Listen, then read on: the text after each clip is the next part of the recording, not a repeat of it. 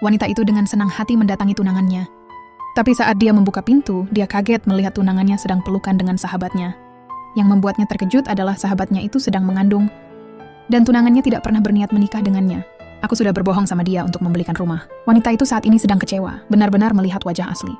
Kemudian dia pergi ke kantor KUA untuk membatalkan pernikahan. Staf bilang kalau membatalkan pernikahan, dia harus menunggu setidaknya setengah tahun baru bisa mendaftar kembali. Dengan cara ini, wanita tidak boleh menikah sebelum usia 25. Jika dia tidak menikah, dia tak bisa mendapatkan hak waris keluarga kakeknya. Di saat wanita sedang khawatir di mana mencari seseorang pengganti untuk menikah, dan kebetulan melihat presiden yang mengatur pernikahan kilat di rumah. Kebetulan pasangan pernikahannya tidak datang ke tempat kejadian. Setelah wanita itu tahu, sebuah ide tiba-tiba muncul di hatinya. Wanita bertanya, "Pasanganmu kemana tidak datang?" "Pasanganku pergi." "Bagaimana kalau kita menikah?" "Apa yang kamu katakan? Aku kira kamu tak ingat sama aku. Ketika kamu menyelamatkanku 3 tahun lalu, aku bertanya padamu. Pada saat kamu mengatakan kamu tidak peduli dengan lokasi itu, kenapa kamu sekarang jarang telepon aku?" Aku benar-benar pusing. Setelah wanita hendak pergi, CEO menarik tangannya. "Kenapa kamu tiba-tiba bicara seperti itu padaku?" Dan dia menyetujui permintaan pernikahannya langsung di tempat. Dengan cara ini, keduanya spontan ambil surat nikah. Tapi wanita itu tidak tahu bahwa presiden diam-diam menyukainya selama ini. Setelah itu, presiden mengatur resepsi pernikahan baru keduanya di hotel. "Saya ingin kamu menjadi akrab sama diriku." Hadapi pendekatan presiden, wanita merasa semua begitu cepat di antara dia. Jadi presiden memberi wanita itu waktu untuk berpikir dan meletakkan inisiatif di tangannya Tang Ning.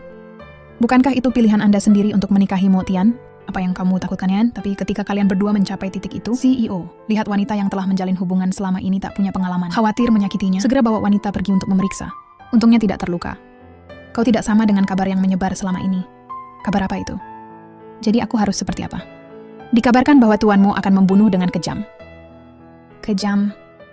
"Aku memperlakukanmu secara berbeda. Esok hari, wanita mau ikuti kompetisi modeling untuk pacarnya yang mengkhianati. Sang juara mendapat 80 juta dalam biaya pengesahan. Jadi wanita itu memikirkan cara membalas dendam sama pacarnya. "Aku berjanji akan mengikuti kompetisi untuk pacarku dulu." Diam-diam, dia mengungkap kebenaran kalau dia membantu gadis licik itu memenangkan permainan.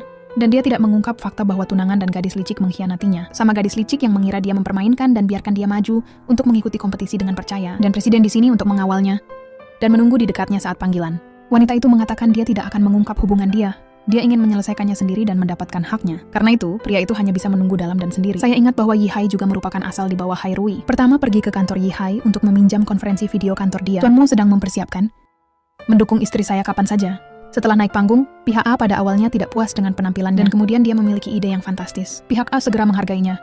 Seseorang akhirnya mengerti apa yang dia inginkan, segera siap untuk menandatangani untuk beroperasi. Setelah wanita melepas topengnya, "Aku bukan Huo Bulu."